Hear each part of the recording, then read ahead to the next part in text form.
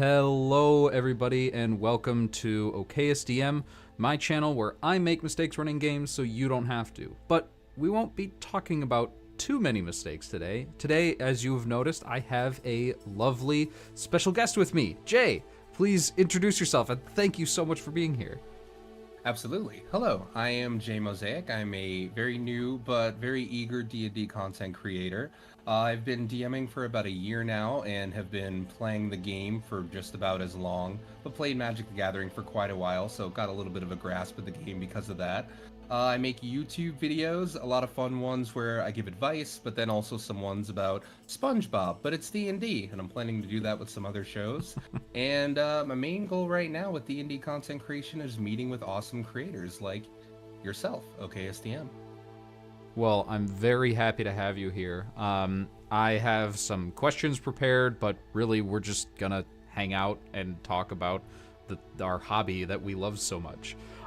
We were already talking about it before the stream. Let's talk about it some more.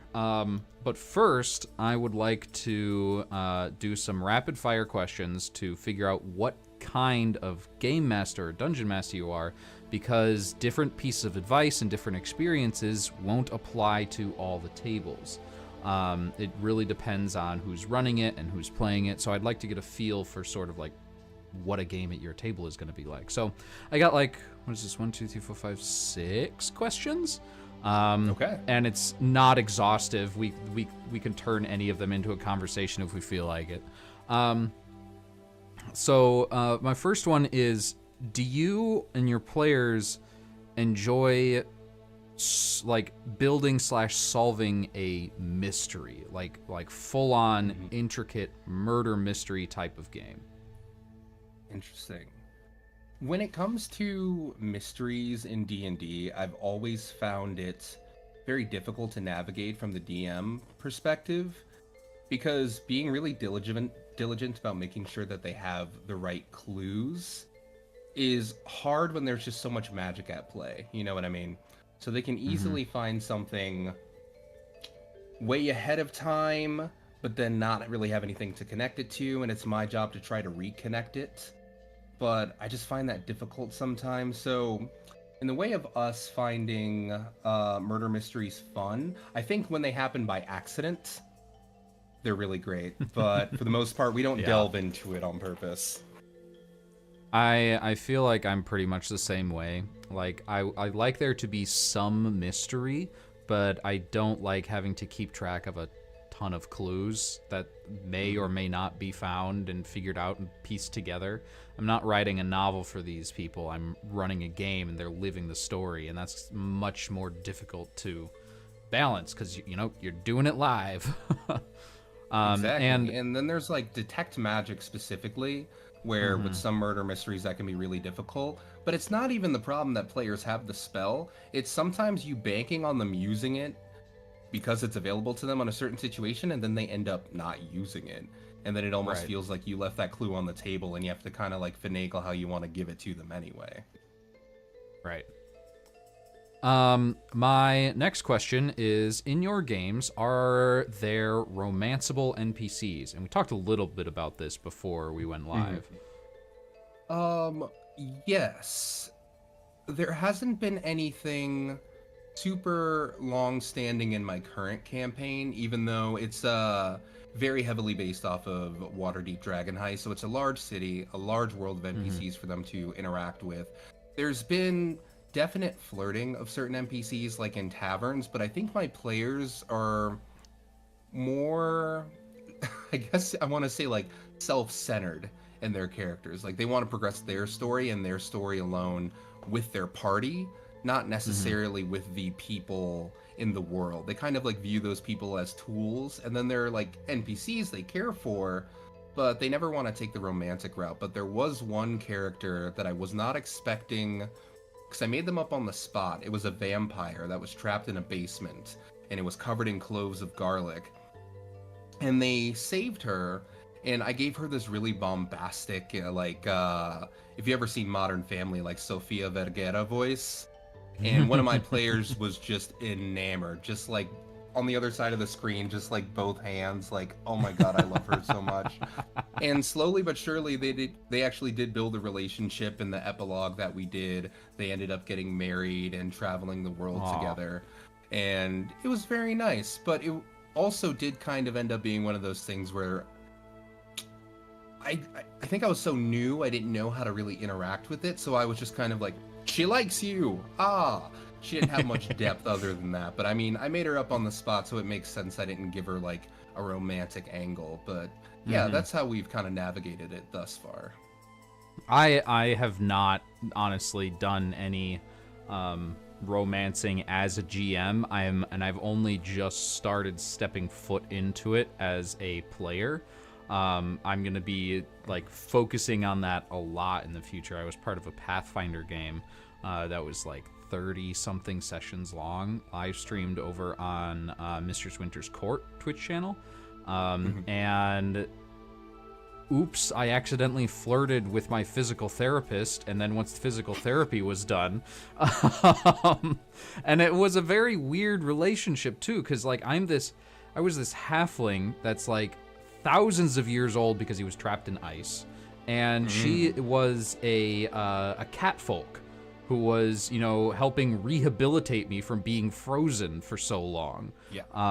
And, you know, she ended up sticking around in the story. And, you know, I think that, you know, beginning, like, it's sort of, it wasn't really, like, thrust upon me, but it was like, and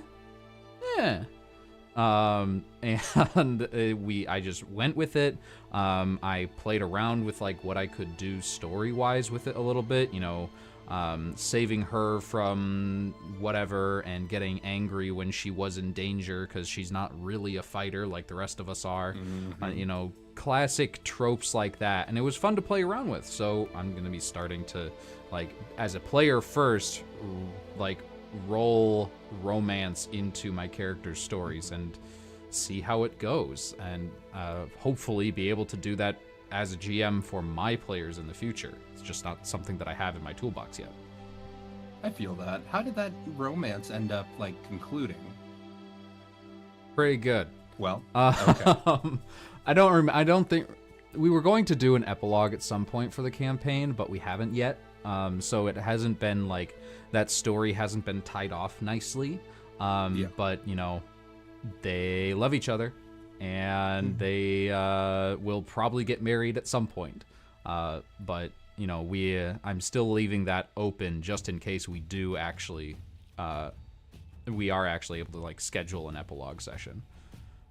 That is really nice. The one thing I'm kind of waiting for as a GM is like to see player romance done well. Because I mean, we've all seen different videos of like D&D horror stories where someone tries to force the romance, but I would love to see like a natural cultivation where like it's so real between like those two characters, like the role play is just really heavy.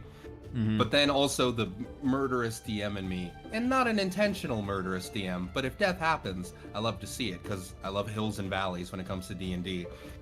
Seeing one of those characters die after that relationship being cultivated and how that would affect that player going forward.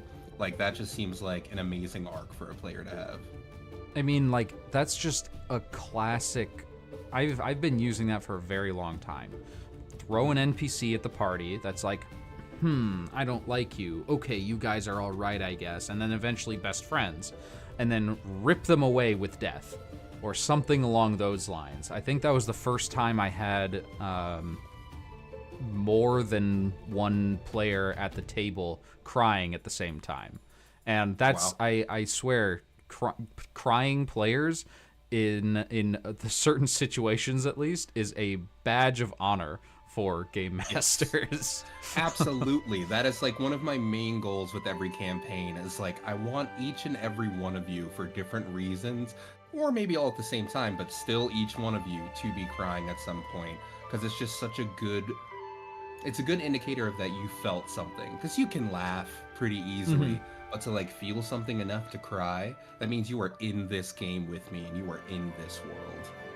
And even if it's like a joke that is so good and so out of left field that they laugh until they cry, that's okay too. Because sometimes That's my also players fair. will do that, and I'll be the one that can't breathe. And those are also great situations to have at the table. Great, we've got the first two questions out of the way. The next one, and this I feel like could lead to an even longer discussion. How much prep do you do for a session? Oh man. It's so difficult because I know my players don't personally care when they can see that I'm reading off of a script. And I think that most people, if you're not in like a let's play setting, and even if you are, like it's still kind of whatever, um, most people they just don't care. Like they really don't care to see the DM like reading off of something. So that gives me the advantage of being able to prep out super well, having a lot of bullet points and just looking off to a screen and really helping the story along. But also there are times where I don't want to do that. I don't want to look at a screen. I just want to be in it. I want to, because I feel like that takes away from my experience. Like the more I prep, the more I have to look at a screen and reference something else. Like the less in it I am, the less like dynamic my NPCs become, because then it's like, how am I interacting with my players to actually get these pieces of information out rather than letting this NPC just express who they really are, you know? Mm-hmm. And who they really are, these people who have their own personalities, but these pieces of information, you know? And so it also depends on how my week's been going. There are plenty of times where it's like, oh crap, I totally spaced. We're like an hour or two out. We're doing a jailbreak today because I know that's going to take most of the time. Yeah. So I think for very big pivotal story moments in campaigns, I prep quite a bit. But most of the time, I would say I write about 10 things down on a piece of paper of pieces of information that they need, and then it doesn't matter who it comes from. It can come from a random NPC that walks up on the street. It can come from someone that they really trust. It can come from someone that they hate, but they do an inside check and realize it to be true. And that really lets me play around with all of the NPCs or all the things I have going on in the world without feeling stifled by, I just need to feed you information. Right, right. I've had my own journey of like how much do I prep, how much should I prep, and there's a lot of advice out there in the big wide internet of like how much is the right amount. Fortunately, most of them say it depends on you. And so I went on my own journey of trying to figure that out, and people watching might already know, but about a year ago now, I ran a couple of, well, I started like doing content creation, and you know, that started to be a much larger pull on my time than I was expecting, and I'm like, okay, something has to give. What if I was able to prep less? And so to see how I started like prepping less, and I'm like, okay, how little can I prep and still run a session? So it was a community Discord event where it was a whole day of games, and I ran 3 sessions for 3 different groups, all on the same day. One, to test my limits of like whether I could do that or not, and I'm never gonna try to do that again. By the third game, I was absolutely exhausted and just like, oh, I cannot think. What's But the length of all of them roughly? 3 to 4 hours. Yeah, Yeah, it was 12 hours of the only breaks I got were for food and water, pretty much. But for all of those games, I did absolutely no prep whatsoever. The only prep I allowed myself was looking at the players' character sheets 10 minutes before we were supposed to meet. And they actually went really, really well. You know, there was one game where they ended up in the Feywild. I tried out like, what if the session starts with a TPK? Okay. Like, so the session started with all of them being hung for different crimes, and they wake up in, you know, like I've put together this description of what I forgot what the name of it, Kelemvor's realm, where souls get sorted. And an angel comes up to them and says, "Hey, you can win your life back if you do this one thing." And so that one thing was like the quest in the Feywild where they had to go kill something. And that was fun. I think that was the last one, so the rest of it was sort of like, it was okay. Like, it was really just like exploring the Feywild. I'm still making stuff up on the fly, and they did, they eventually killed the thing, and I found a really cool stat block to use for it, and that was fun. But my favorite one of those three was I had no idea what to do. They all started in jail, and that's what I got them. That was their prompt. You start in jail, and they were still in jail. And they had opportunity to break out, and they just continued hanging out in jail. And I'm like, okay, I don't know what to do at this point. So, and I couldn't think of anything except the meme that kept dropping into my head, and that is just drop a Tarrasque on them. And I'm like, I couldn't think of anything else. So I dropped a Tarrasque on the city. And in the first half of the session, they were running from this thing. And then it eventually caught up to them and ate them. Second half of the session, they are inside the Tarrasque, and I found during the break for that, I found a really, really cool collaboration map put out by Chepeku, Czepeku, is the map maker. And it was a map of the entirety of the inside of the Tarrasque. And it was big enough where you could run an entire campaign inside the Tarrasque. It was huge. I love that. So like I just said, okay, we're gonna focus on one area. I can't do all of this. So I like cut it out, made the stomach, and they were swallowed with some other people. And one lady was like, a lady in there was like scratching some runes into the side. They find out, wait, where were you when the Tarrasque was summoned? And they like found out that she had summoned the Tarrasque, and immediate combat again inside the stomach of the Tarrasque, and it was just wild. All improv. Super memorable. Wow.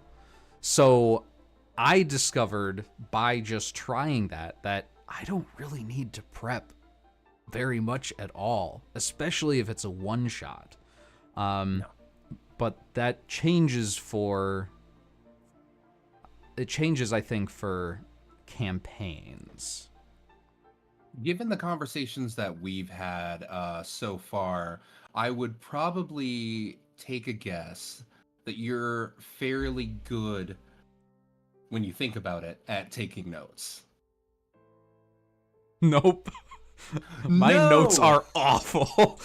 Okay. My ADHD eats all of my short-term memory, and like, that's why I prefer doing improv for one-shots. It's okay if you just forget a bunch of stuff from the beginning of the session. It's not gonna matter. But for like longer campaigns, if you miss certain details, you invent an NPC and then completely forget about them, and they're like, oh, what if this guy's a piece of the puzzle? I can't be the one to be like, wait, who? So, for notes during the session, I'm very, very bad at taking them, both as a GM and as a player. That's what recordings are for.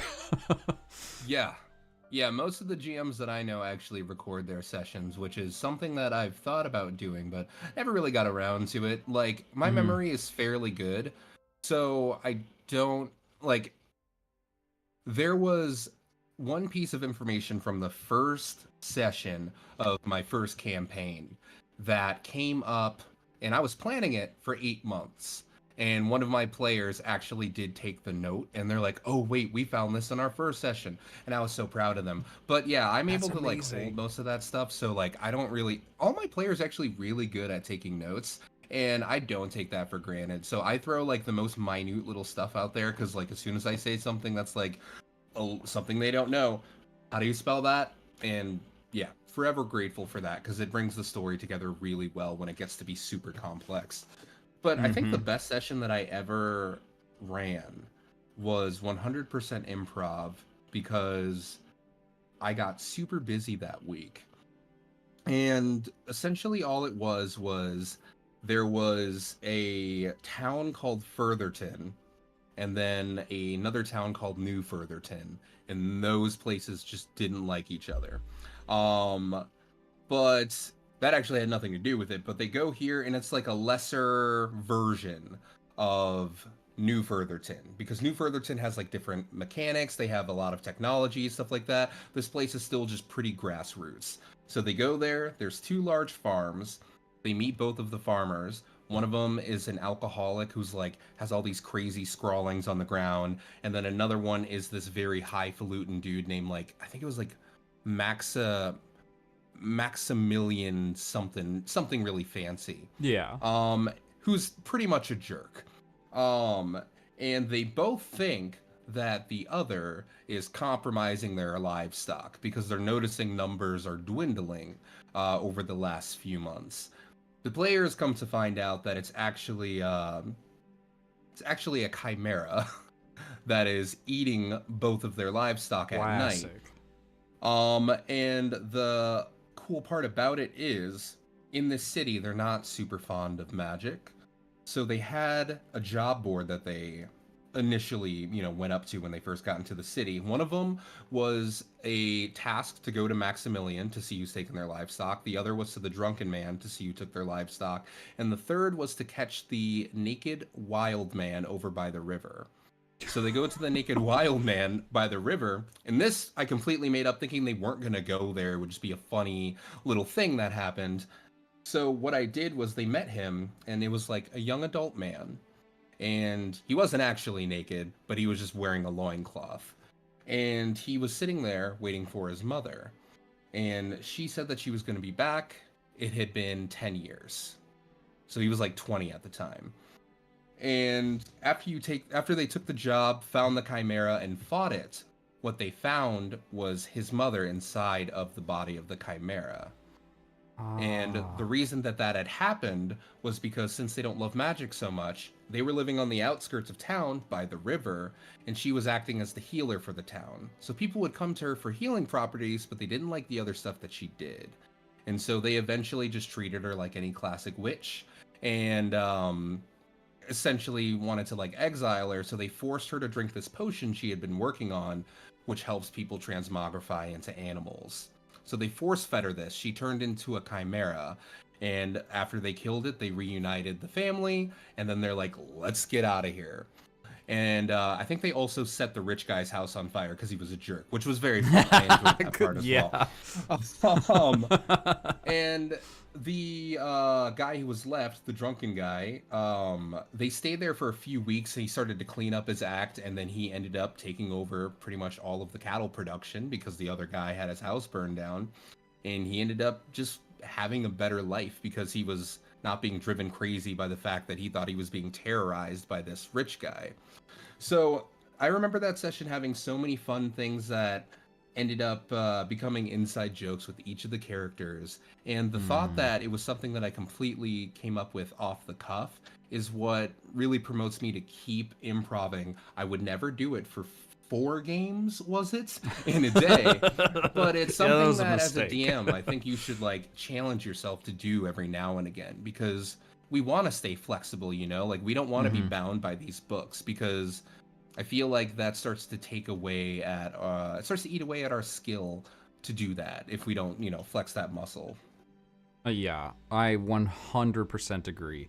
Like, doing those games really, really increased my ability to improv, but more importantly, my confidence while improvising. Because I used to be like, wait, if I say this, that makes it canon, and that's like a scary thought, because if this is wrong and it's actually a loophole and doesn't fit in with the rest of the plot that I have planned, it's going to screw everything up. And through improv, I realized, that's okay. It can screw everything up. You'll still be able to find a better answer. Or you could just listen to the players' theories and pick your favorite to actually be the correct answer. My players are so much smarter than me for the stuff that they come up with. I'm like, it is so many moments of like, why didn't I think of that? Yes, that makes absolute sense. And I've been driving myself crazy trying to find some way to connect these 2 points. Like, the players are just so good at doing that. Yeah, like wait, if this person is this person, but that person died long before person A was born, they must be a lich. And I immediately be like, in my head, no, that's so far off from the correct answer, but that's so much better. I'm going to change it right now. Because Absolutely. like I love like rewarding the players for the theories they craft being correct. Is it's just a great feeling. Not I haven't had that happen to me as a player very often, but as a Yeah. game master, allowing a player to have that satisfaction and watching the look on their face as they like they feel triumphant that they're the ones that figured it out. You know, that's a great feeling, and what I really enjoy is being able to cause that feeling in others around my table. Oh, absolutely. I think there's like another thing to be said though for improv when you are stuck and your players see that. Like, no player has ever gotten upset. If anything, they're always happy that they stumped the DM. They're like, oh, we really went off the beaten path. And they feel proud. So, like, as a new DM, like, I always feel as new DMs get really afraid that they'll get to that point where they just have to tell the players, I didn't think you were going to do that. And I'm completely at a loss for it.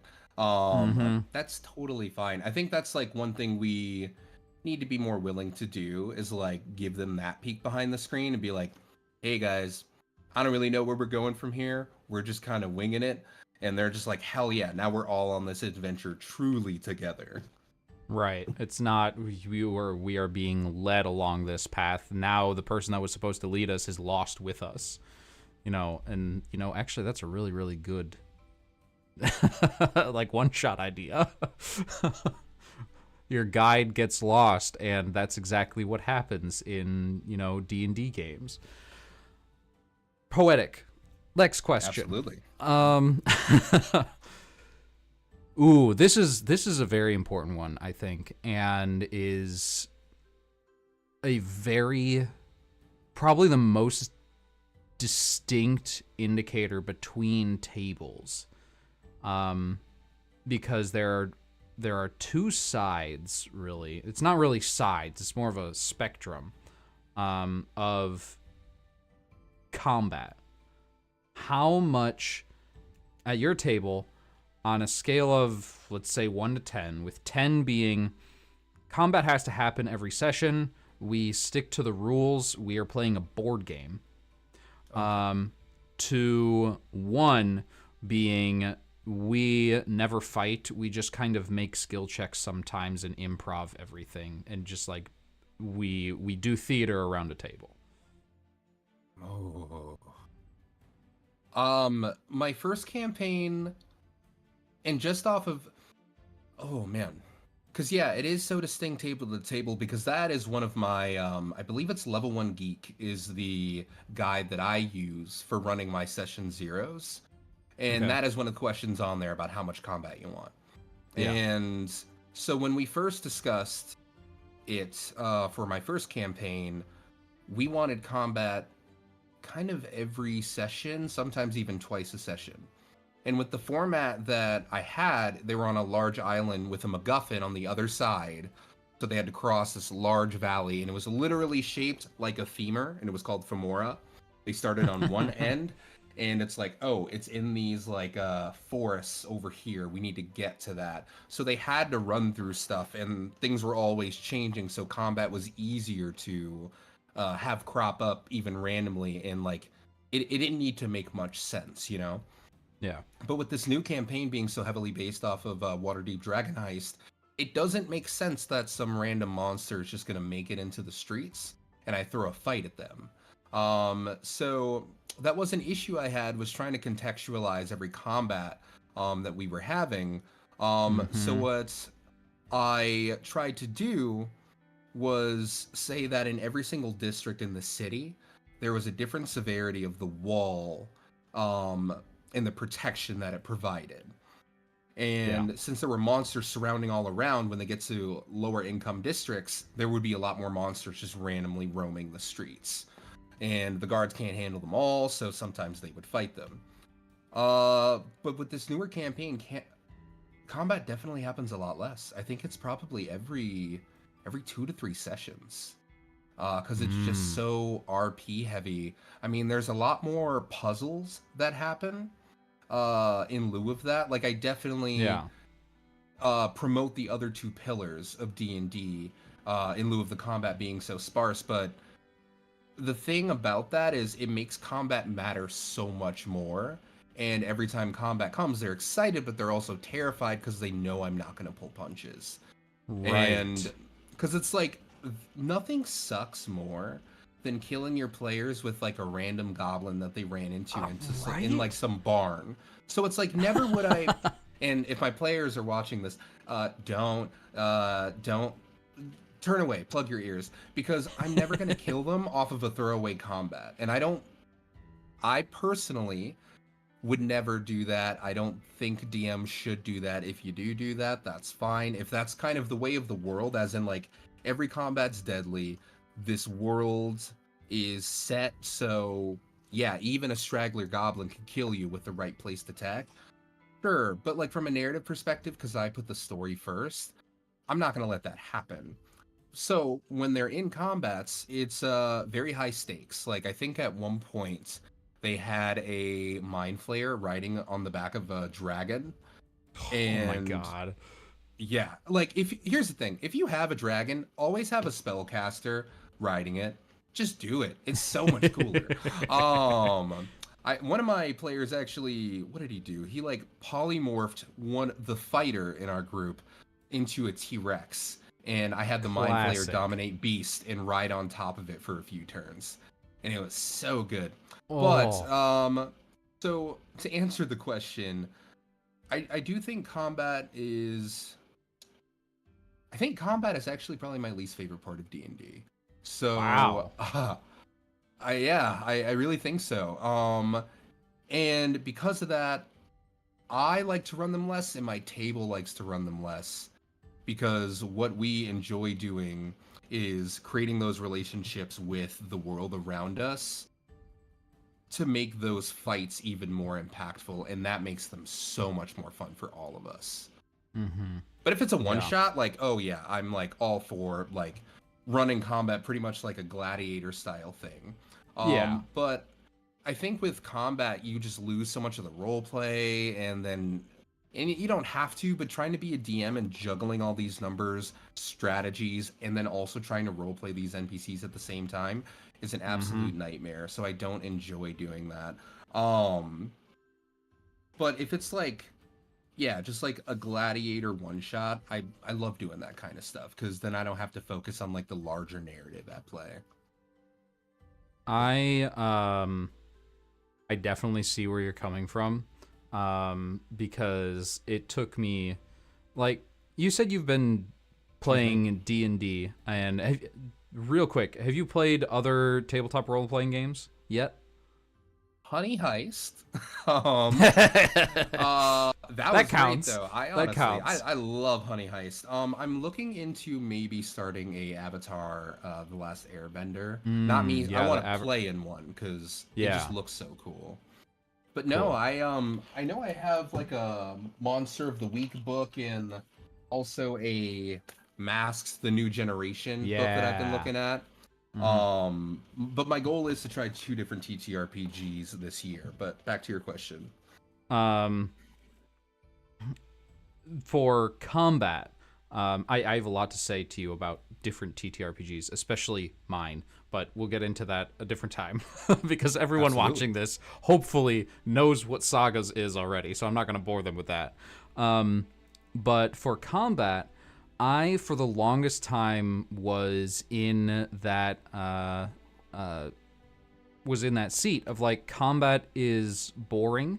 I don't. It's very very difficult to make interesting sometimes, especially if it's just like you're traveling and a land shark attacks you.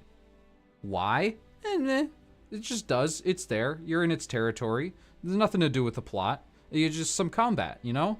And both me and the players that were typically at my table started feeling like we could probably just skip this. Like, this isn't doing anything for me anymore. Like, yay, I get to practice using my abilities, but it takes so long to do that. And so we leaned more and more and more into roleplay as well. And one thing I've done with all the games I've run, and now with the games I've designed, is trying to make it so that it is easier to roleplay in combat.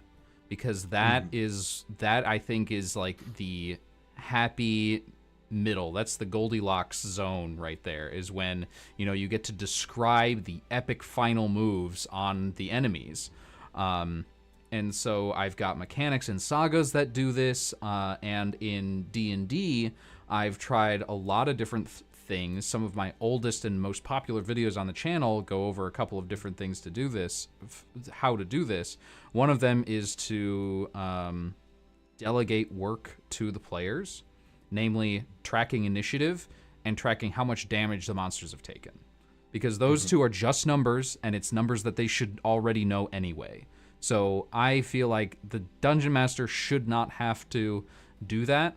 I've tried both of them several times, and now that I've tried them and they've worked so well, I really haven't gone back. Unless, like, there's a plot reason for, like, I need to be the only one that knows who's last in initiative or something like that. But it's worked really, really well, and since I started implementing this sort of thing, combat has become more and more prevalent in my games. I try to do one combat every session or every other session now. But I definitely don't think that D&D is necessarily the game for it, because it was originally designed as a dungeon crawl, and it still does that very, very well. Like, D&D dungeon crawls are like some of the best dungeon crawls in, you know, ever. But and I say that without having tried too many, but the ones that I've tried, D&D's the most fun. But it is just combat, and you just like wade through monsters like it's a video game or a board game. And I love stories too much to let opportunity like that pass at my table without, you know, okay, what does this monster care about? Why are they here? Are they intelligent enough to ask why the party's here? Why are they guarding something? Are they stuck here too? Do they hate another monster that is in this combat? You know, weird little stuff like that don't show up in numbers on a stat block.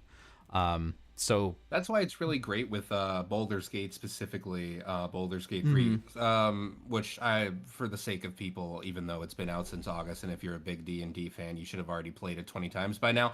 Though I do enjoy the fact that there is always like an alternative. And sometimes even like if you have to fight, there's still like an alternative at play. Like there's one character in the game where if you initiate the cutscene, but then switch over to another character, that character that you initiated the cutscene with is close enough to the ledge that you can just freely kick them off and end the like 30-minute fight. And I just love stuff like that. It's so good. And that fight sucked anyway, so I'm glad I skipped it. But I do enjoy the dynamics of that. So that's another thing that I do, because it's not that I don't want to do combat. Like, I still love combat because I just love the game so much. I have to love combat. But I do always kind of give them an out, like a different kind of way to like navigate the combat, so or the encounter as a whole, to where it might not even end up in a combat. Oh man, there was another point I had, but that's totally fine. We could just move on to the next question. No, not yet, because there is one thing that I forgot as well and remembered as you were talking. Spoilers for The Witcher 3 video game, and probably the books too, I'm not sure. Of the Witcher video games, I've only played 3. I've only played Wild Hunt. Gorgeous game. one of the top 2 most beautiful games I've ever played in my life. There's a part in it where you go to like a seer, a soothsayer, or a memory unlocker lady, and they use this to. No, it's in a city. I don't remember which city though. That's fine. And you're upstairs in this room with this lady, and she's about to tell your future, and she asks you, what happened in your past. And it is at this point in the game where you can like say what happened in Geralt's past. And of course, there's a ton of story that I had no idea about before this. And so I'm just kind of like randomly pushing buttons through this whole thing. And apparently, through one story path, maybe all of them, Geralt dies and then comes back to life. But he dies in the most... He gets stabbed in the gut by a farm boy with a pitchfork and dies. Oh. And so that inspired me, just knowing that, inspired me to say, maybe there is a way that goblin in that barn could kill a player character and it's still impactful and fun and good storytelling. It's one of the experiments that I have yet to do, but I feel like there's a path through it because The Witcher's storylines are fantastic. But then knowing that one exists makes me think that I should be able to do it at my table if I do it correctly. So I have to find the actual story and like read it or like play through it, but I feel like there's a chance. In general, yes, I would agree. Goblins in barns should not kill player characters. Mm-hmm. But and that's maybe. Because they're super powerful and all that fun stuff, but I mean they're not invincible. So I mean anything that can cut them, and despite who's wielding it, if they're on their last bit of HP, like it could work. I think it's just it is just so dependent on how you handle session 0 and like how deadly you want the world to be. Because I think when people think how deadly the world is, they think of, oh, we're putting you through the meat grinder of like a million combats. But also I think how deadly is just stating like, it can just be that goblin. And that's kind of it. And that's the realism of it, is that life just happens like that sometimes. Like, sometimes people catch a cold and they don't make it, Yeah. Or you just trip down the stairs. It's a very real way to look at it, which I guess when I think about it from a roleplay perspective, like, and angling it that way, like, yeah, you could still very much make that impactful. Mm-hmm. I mean, it's like and the ending I've thought of How about I this Met a Your lot. Mother. Like, oh, go ahead. Yeah. I thought about this a lot recently. I mentioned before we started streaming that I'm watching Lost. Those characters can die. Like, there's guns, and if you get shot, you'll probably die. And they still feel like, high-level characters. Like, they have so many abilities and so few hit points. And I feel like there's a lot to be said from about the deadliness of the world. My fiance is running a one-on-one D&D campaign for me right now, and we're going through the Feywild, and there's almost no combat whatsoever. All roleplay, all mystery, all romance. It's wild. And when there is combat, my little goblin sorcerer is the squishiest little bug that ever walked the face of the earth, because everything in the Feywild is stupid powerful. And so, like, every single time she says roll initiative, I'm like, okay, how am I going to run away? Because, like, I think the last combat, I looked at the stat block afterward, and I'm level 6, and I had a level 7 NPC with me, and we were running from a CR 15 monster, where, like, the first attack dropped me to 2 hit points. And so, it's like, there are ways to make the world deadly in like huge and epic ways, and not necessarily, oh, you got 1 hit point left and the goblin rolled a natural 20, haha. You know, there's right ways to do almost everything as far as what kills a player character, but it has to be impactful no matter what. That's the final word that I keep coming to when I like talk myself through it. Absolutely. All right, next one. Let's see. Combat. Another one that Reddit likes to get heated about. Do your NPCs have unique voices? Do you do the voices? I don't know. Like, my dungeon master isn't doing voices, and I can't tell the difference between the NPCs. Man. Oh, bite yourself. That is so. And the thing is too, I do so many, and yes, I do so many, and then there's also voices that I do consistent across like a specific type of person. So like I give a Cockney accent to the guards to let them know the throwaway, and we don't really care about them. Like, and then I'll do like some because just like, I mean, unfortunately, like I think of the Cockney accent as like a Southern accent, and not to say if you're Southern that you're stupid, but just kind of like that as the, you know, how that kind of like reads, and they're like, oh, this is kind of like this Cockney dude, like we don't have to pay much attention to him, he's not important, because they've met other guards where they have like a different voice, and they're like, we should talk to that guy. So it's great as like an indicator sometimes of like where this person lies, how much they should interact with him. But at the same time, if the DM isn't doing voices, then I would say that they would need to do a good job with just I don't know, making sure that they're describing the character and how they are enough so the players can like visualize them well enough to like distinguish them.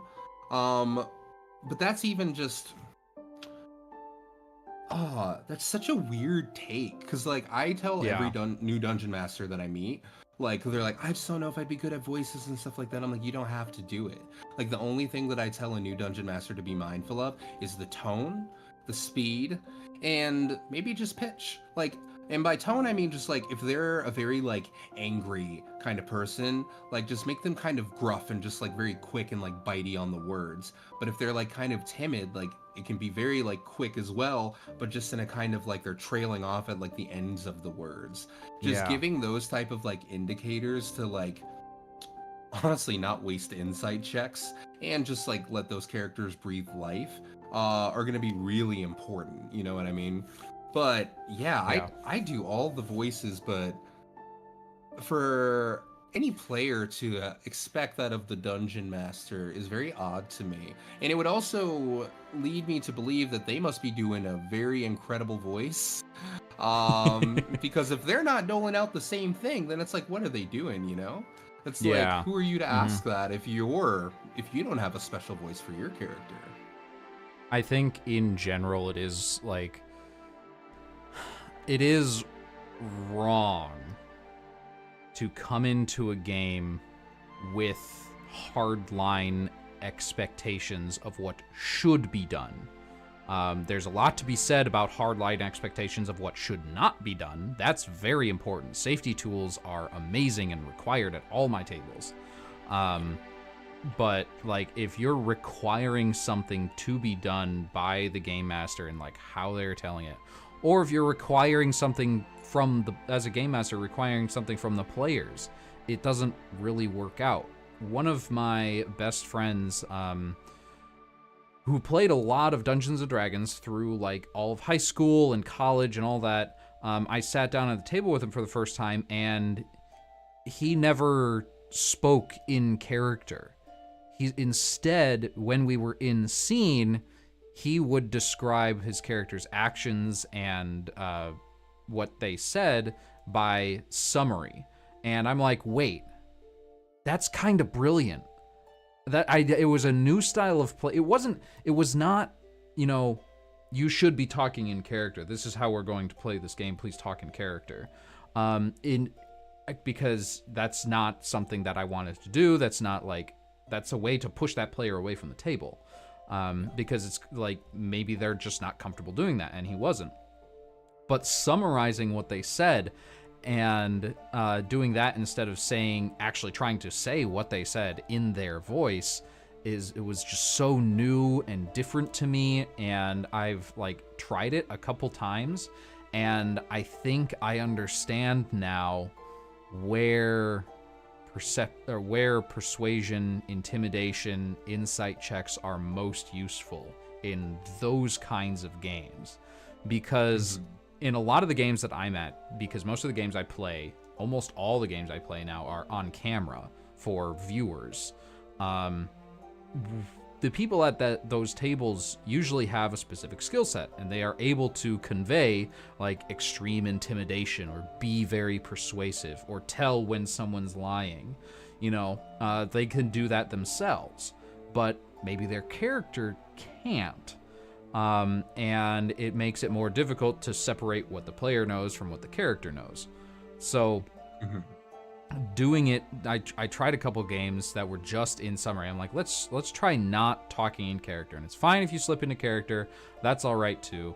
If you don't want to talk in summary, or it's more comfortable to talk in character, that's okay. But I'm going to be trying to talk in summary, and it was wild how many times those 3 checks were rolled: persuasions, intimidations, and insights.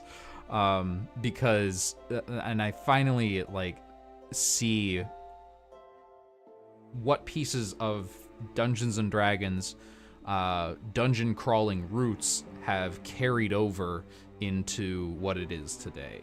And I think those 3 checks are definitely something that are required in a summary game, I'll call them. And it was just cool and wild and new. Answering or just like navigating your character in third person is something that I always try to tell people like they can do if they're not comfortable enough to do voices and things of that nature. And it's something that I also had to grapple with because I mean, like, it's something that I want the players to feel freedom to do, but then I realized that with the DM that I am, who's very heavy with roleplay, that there were disadvantages of the players who were speaking in third person, because I reward really good and convincing roleplay. And so what I try to do then is just make sure that the person who is speaking in third person is giving very descriptive points of like why they think this would succeed or something like that. Like they can still try whatever they want, but I try to egg them on to like give me a little bit more detail about not word for word what they're saying, but like maybe pieces of information like, hey, we learned this like 2 towns ago, and this would be important in this situation because it's a piece of slang that would let this person know that I'm kind of like on the in crowd, and I'm gonna say that on top of this. And then it's like, okay, great, then I'm gonna reward you the same way that I would reward someone who just gave me like a really cool monologue or something of that nature. And there also is one problem though with third person, and it's the fact that sometimes someone's roleplay is so convincing that I won't even have them roll. You know what I mean? Right. But that's not going to happen for the person who's playing in third person, really. So it's like it's this weird. And I mean, at my table, everyone kind of everyone role plays first person, so it's like never really been an issue. But that's just something that as I DM more games, I'm like absolutely going to encounter. So it's just like, how do I solve that, or how do I keep that balanced?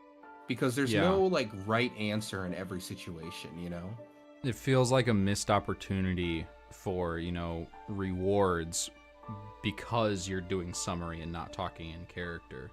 So I'm sitting here trying to think of like, I don't know, and I won't get too far into it, but like a reward that someone talking in character would not be able to get and someone that talks in summary would. And, I'm drawing a big old blank, but that's the route I would pick first. One thing that I do very sporadically, but I enjoy it so much as a DM, is rolling a d4 in for the player, like to add to their roll on certain things. So like Mm. that, I would never do that if the role play was really good. I'm just gonna give the player advantage, or just like lower the DC. But more often than not, I Yeah. just lower the DC because that's easier to deal with. But maybe if the player does give me like really good points, I go ahead and just like roll a d4, and I just let them know that I'm gonna do that. And I don't know, sometimes I might even say it was a 4, even if it was like a 3 or something like that. Who knows? Yep. But that's a whole different thing that on the internet people were very unhappy You with the fudge discussion dice. of fudging dice. You know, it's kind of interesting because like there is a DM in me that wants to run a game 100% legit, the grittiest fucking thing. You get cut open, we're rolling for infection. Like we are Mhm. just gonna make sure it is the most down to the numbers on the paper, no play. You're talking to this person like I'm not going to give you advantage on great role play. You are this convincing. That's just what you are. Like Mhm. just straight rolls. But then I think about how much fun would I have with that over like a Yeah. period of time. I I mean, probably that wouldn't is the love it. point of the game, so. Yeah, it's just weird, but Mhm. yeah, I mean, fudging dice is just such an interesting thing that people love to freak out about. Like I think that if you're a DM and you do fudge dice, obviously just be careful about like your players knowing when you do it. Because sure, if they know you do it, but they don't know when it's applied, it's as if you're not doing it. Yep. So it's not even that big of a deal. And they can ask and just lie to them. Like just if they're like, "Did you fudge a dice on this?" And just be like, "No, I didn't." Very easy. My answer to that would be, if I said no, would you believe me? Mm. And like just keep it 100% mystery. I don't know. Um, we do have a couple of viewers. Thank you very much, viewers. If you have questions, you can throw them in chat, and we're going to answer them because that's pretty much all I have for. Not all I have. That was supposed to be our rapid fire thing. We've been on for like an hour and a half already. We were only going to do this for another half hour or so. Wow. Yeah. Time flies when you're having fun. I do have two more questions, pretty related, but most of them are like asking what advice you would give. So if anyone watching has a question they'd like either of us or both of us to answer, throw it in chat, and we'll take a look see. Yeah, there was one thing that we didn't get to that I was going to ask about. Yes. And for me, if it's a one shot, I absolutely don't. Um, Tracking hit points. I Do you do saw it? a post a while ago. Okay, I used to track hit points religiously. I would roll hit points for each individual monster. Oh, Yeah, I was intense about it. But I saw a post a while ago that said the poster said that they don't track hit points. They just say when it feels like the monster's taken enough damage and someone is winding up for a killing blow that hits, that's the thing that kills the monster. And I'm like, that would be so much more cinematic than a monster stubbing his toe on the monk's fist and dying, you know? So I started doing that. I personally, like I said earlier, I don't track the hit points. My players track how much damage the monster has taken. And I will occasionally ask how much damage the monster has taken. And if it's starting to get close, that's when I feel like, okay, the next, and I don't say this out loud, obviously, but the next person who winds up a cinematic, emotional, or some other way big important attack that hits, that's the thing that's going to kill the monster, because it makes the most sense and makes it the most storybook-like. So, kind of. I do let them do enough damage to kill the thing, and then pick when it dies. Okay. Yeah, I could definitely vibe with that. I was kind of the same way with, because with the first campaign I ran, I created a lot of the monsters because the monsters were people. And it's just because it's so much easier for players to like get angry and want to kill a person that they don't like rather than some monster, because they're more likely to run away. So it was a nice way to like keep them anchored. But I rolled hit points for them. I was keeping it down to just like using a calculator, each individual hit point. I can't tell you how often I let a monster survive with like 2 hit points left. Like, I mean, obviously if they hit, you know, they would die, but it was just like, it got to a point where I'm like, they have less than 5 hit points. Like, even if they only ping it for 1, yeah, it's gonna be dead. Or if it got to 5 from the last attack, like when I look down and I'm making notes, I'm like, that is close enough. We're just gonna go ahead and run it. There was a discussion I had with someone about tracking hits, but hits can be just as... That gets weird and complicated because, you know, the monk's D4 fist is not the same as the barbarian's D12 axe, you know, and you want the barbarian to feel useful still. And because of that, it really depends. For big important fights, I keep track of hit points fairly close, like pretty close. Like if it's but I do round up or down depending on how I feel like the attack went. So like if they hit incredibly hard with like a 24 or something like that, and they got like 9 or like, I don't know, 17 damage, I'm gonna just round that up to 10 or 20. But if it was like they just barely hit the thing and they got like a 6, I might actually, that's controversial, but I might actually round it down to a 5 because it's easier to keep track of hit points in increments rather than the fine number. Yes, I love not having to do hard arithmetic in the middle of combat. Exactly. Like, haha, I deal 17 damage to this thing with 43 hit points. Now, quick, how much does it have left? Quick, go, go, go! And I just hate that pressure. So I do really love the idea of rounding. Yeah, because overall it works for the players because I don't do that with my monsters. Like if they hit you for 7, they just hit you for 7. I'm not rounding it up. You know what I mean? Yeah. So more often than not, it's like you're gonna be in the winning situation if I track hit points in that way, and damage that way. Yeah. But with a one shot, it's normally me trying to get people into the game, right? So I would absolutely love to just go crazy, hit this thing a bunch of times, then I'll describe how you like crazily flail like your battle axe around your finger and then just like fling it towards a thing and slice it right in half and it slowly falls apart. Like, yeah, I love descriptions like that. Oh, they're so much fun. Oh yeah, my players have I watched a lot of horror movies growing up, so they get some pretty rough ones. We do have a question in chat from Mr. Titanic, but I cannot help but notice before we leave the hit point conversation behind that on the shelf over your shoulder you have Keith Amon's "The Monsters Know What They're Doing." I have the same one right over my shoulder on my shelf.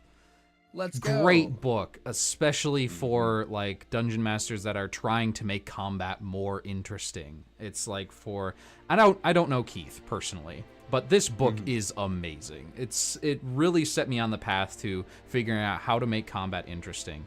And one of the things in there for several different monsters is the concept of the monsters might give up.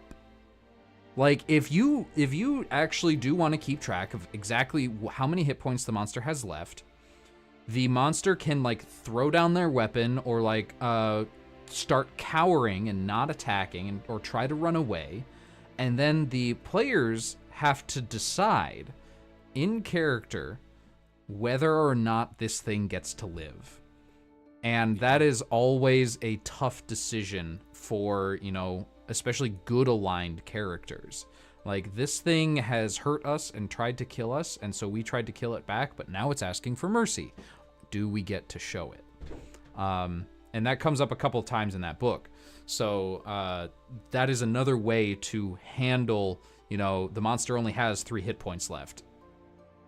If it knows it has 3 hit points left, it's not gonna try to attack again. It's gonna, if it's smart, it's gonna get out of there. Find a way to survive, So I just wanted to go over that. Oh, absolutely. Players are a lot more merciful than I think they would like to admit. So when it comes to creatures, like if it were a kobold or, I don't know, just like a low CR creature, and they catch it or something like that, or they catch it trying to escape, or it's so injured it can't move, and then they go to it after battle and like have a conversation with it. If the monster isn't that strong, they're more likely to just let it go. I've even seen my players like heal creatures that were like really weak, because they could just see like, oh, you were really just following orders because this big scary thing would have killed you, and we understand that. So it was either fight us or deal with him, and that's a rock and a hard place.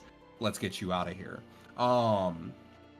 But if it's like some wizard that casts fireball on them 3 times during the combat and knock the cleric down at some point, yeah, they're gonna like hang that dude. Like, there's no way he's gonna there's survive. no escaping from that guy. No, but that is also a great thing that I try to implement is when the minions are the last one standing, they just leave. Like, they're gonna try, because 1, it's not gonna drag out combat if I have them do that. And 2, it does just make the most sense. Like, there honestly hasn't been a combat since I've gotten this book where I don't consult it. Specifically that fight with the Mind Flayer where he was flying around on a dragon, consulted this book. I like it. Okay, finally, our question from Mr. Titanic. Hi, what's up? Favorite elements about roleplay from your players? I think for me, my favorite elements of roleplay that I see at tables that I run and don't have a hand in is really anything that I don't expect through roleplay. Like, if I thought I knew their character and I had predicted what their decision in this situation that I've curated was going to be, and they go the other direction, I am intrigued and excited because, as we were talking about earlier, now I'm on the journey with them. I'm not just guiding them through it. Because then new and interesting things can happen. Absolutely. Oh man, that is a really interesting question. I think what I enjoy the most is just like any elements of growth within a character. I can't remember where I heard this, but it was talking about the role-playing. Oh, I think it was Brennan, actually. Brennan said it in an interview, and I don't remember with who, but there are 3 dimensions to a D&D character. It's just controlling the character, and then there's just like plain piloting them with no real thoughts behind it. And then there's the role-playing the character as someone who has thoughts and says them and ideas about the world, and then playing your character in 3D is having thoughts about the world but not saying them. And that's what I enjoy, is when I view my players like really piecing something together in character and then just kind of relaxing.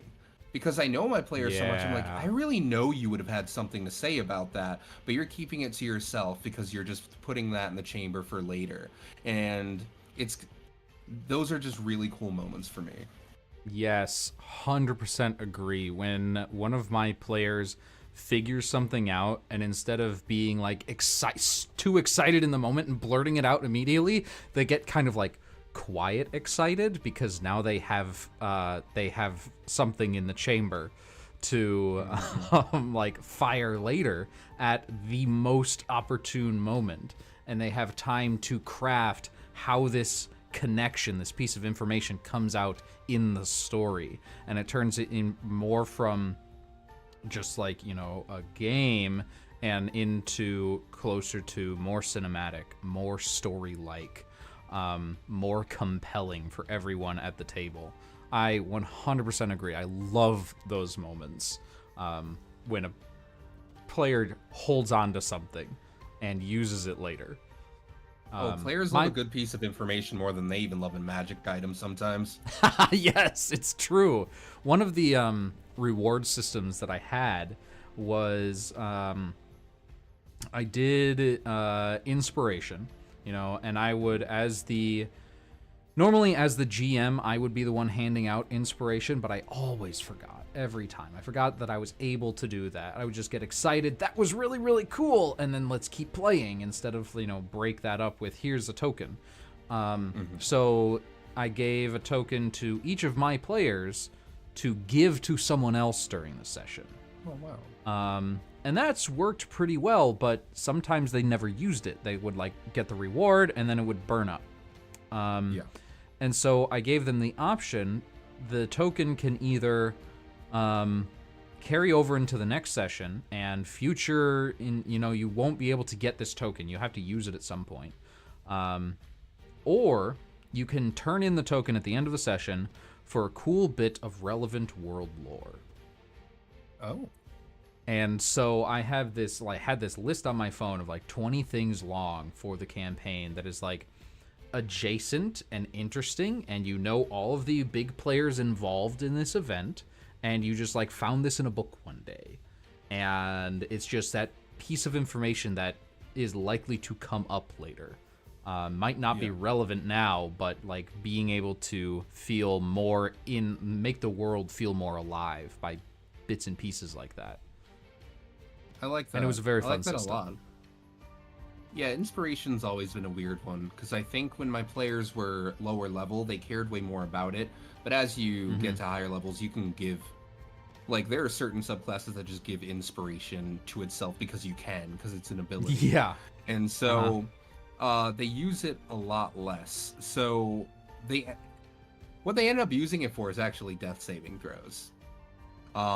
Which that's like a whole different thing that I'm trying to tackle myself. But yeah, reward systems, as of right now, I don't really have anything set for that, and that really makes me, because I really like the piece about the world lore, because I have an entire binder full of so much information, and they're in a large city, so it would make sense if one of them just bumped into an NPC and has gotten this piece of information that they didn't really know, like they didn't care to know, and it'll just come into play later. So yeah, that's a good idea. That's something I might steal. Please do. I also have a lot to say about death saves. How do you feel about Lucky, as like using it for death saves? I think that it depends on what kind of game you want to run. It's a conversation that I have with the players at the table during our session 0, before we start actually playing. And I want to know how willing they are to allow their characters to die. No matter what, it's going to be cool and epic and like impactful when they do. But are you okay with it happening, even if it is happening that way? And if everyone's like, yes, oh my god, having a cool blaze of glory death would be amazing. And then I'm like, okay, death saves don't get anything. It's just a D10. You can't do anything to it. Even if you have inspiration, even if you have lucky, even if you have guidance cast on you, you're make it more. It's very hard to die in 5th edition without being under a swarm of enemies. So it's up to how the table feels, and if you can keep track of it, how that specific player feels. My problem with death saves is that it sucks in combat to roll one check and then nothing happens either way. You still don't get to do anything, and you have to wait another 20 minutes before you can do it again. And then you get to roll one die. No decisions are made, no roleplay happens, no nothing. Death saves are boring, and they're very important. So that's why I do bleed out. My games, we do bleed out, and it is so cool because it's made for so many cool. So essentially, your movement speed, you can only move up to, you can only move 10 feet. So you're crawling across the ground. You are prone. You can attack, but at disadvantage. But you can cast spells, or no, you can attack. You can attack straight. You can't have advantage. That's what it is. But you can have disadvantage. Okay, so it's essentially like a bunch of like nerfs on the character. Like you can't move very far. There's a bunch of the stuff that you can't do like you normally would be able to because you're literally dying. But it's made for like because of course they're not really gonna attack something if they're on the ground because it's like, well, you're prone. Do you really wanna like get another death saving like against you? No, you don't. So they normally try to impact the fight from a different element. So that really gets the person to kind of look around at the battlefield and see, maybe how can I interact with this with a spell? Maybe I can knock this thing off of this pillar and it falls and like hits this creature, maybe turning the tide of the battle. But I just had to do something like that because yes, death saving throws really suck. And a lot of people that I've talked to about the bleed out features, like it's just so against like how the flow of combat normally goes. But it works for me and it works for my players. I think I might give that a shot. This is the first I'm hearing of it, and it sounds like a really cool idea. But I'm weighing it against how I currently handle them.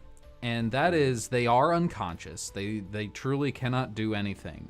But when it comes to their turn and they make that roll, if it is a success, I ask the player to describe what happy memory flashes through their head as they lay there dying. And if it's a failure, I ask for a sad memory or a fearful memory.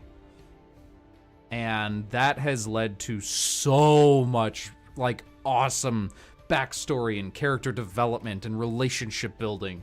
Probably more than any other like single mechanic that I've added has done.